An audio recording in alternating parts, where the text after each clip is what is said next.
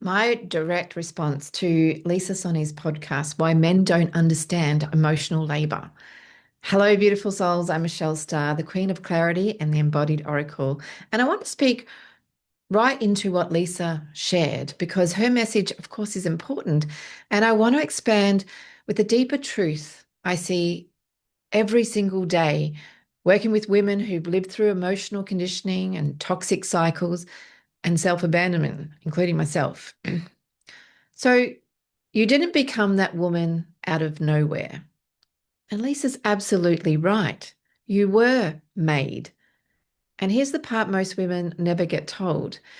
You weren't just influenced by him, you were conditioned long before him by childhood imprinting, by the way you learn to become the easy, loving girl to stay safe, by the belief that your softness only survives when you shrink yourself. The version of you he benefited from was built from a lifetime of emotional shape-shifting, not just the influences in the relationship. I say this with love and truth. You never became that woman. You remembered her. You remembered her wound, and now you're remembering something else, your power. So something else Lisa said, men withdraw to avoid accountability. Yes, absolutely. Yet here's the deeper layer. A man who is unhealed interprets your pain as a threat to his identity, not as a call to connection. This isn't gender war, it's the nervous system truth. Most women I work with think, I wasn't enough, I became too much, I changed. No, what actually happened was your nervous system finally stopped abandoning you. Your body stopped tolerating emotional starvation. Your soul stopped setting or settling for survival. He didn't pull away because you were nagging. He pulled away because your awakening required more than he was willing to grow into. The podcast mentioned women become the emotional barometer. Yes, but in my language, women become the energetic stabilizer of the relationship. You manage the tension, you absorb the disconnect, you soften the blow, you shapeshift into harmony just to keep the peace. This isn't being easygoing. This is energetic overfunctioning. It's the woman's early imprint. If I'm calm, he stays calm. If I'm loving, he stays near. If I'm forgiving, he won't leave.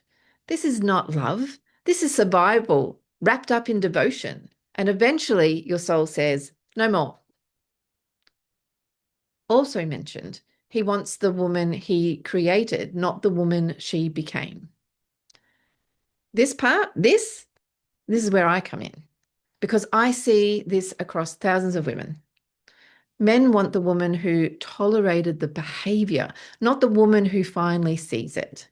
They want the version of you who ignored the warning signs, who kept making the perfect sandwich, who knew every preference and every need, while he couldn't even meet you at your most basic emotional levels.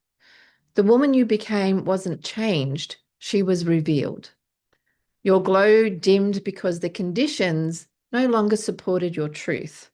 Your anger wasn't disrespect, it was boundaries finally waking up.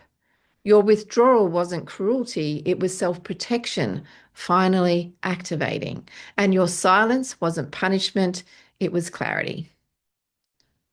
So it was mentioned that not every man is cruel, yet unhealed men collapse when faced with accountability. Yes? And here's the expansion on that. A conscious relationship requires two emotional awake adults, not one mother and one child, not one healer and one avoider, not one devoter and one consumer. You cannot build a sacred relationship on top of unhealed identity wounds. And the moment you stop performing the loving, easygoing woman role, the relationship is forced to reveal its real structure. Some men grow, some shrink, some shame, some disappear.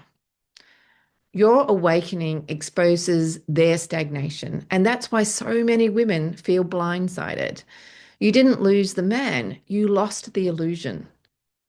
My teaching through the Oracle lens, where Lisa talks about emotional conditioning and power imbalance, I go deeper. I would talk about soul contracts, identity imprints, your nervous system coding, your devotion wound, and the returning to yourself frequency.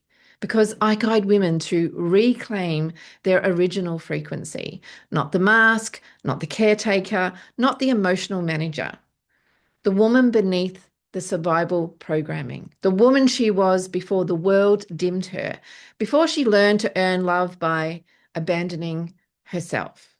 My work is unmasking, repatterning, reclaiming, re-embodying, and remembering. So to every woman listening, you didn't change, you simply woke up. You didn't become difficult, you became conscious. You didn't destroy the relationship, you stopped destroying yourself.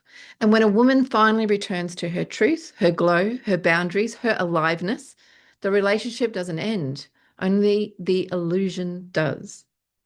And if you would like to know more about this and follow this podcast, then subscribe so that you can get to know more. And please share this to someone who might benefit from it.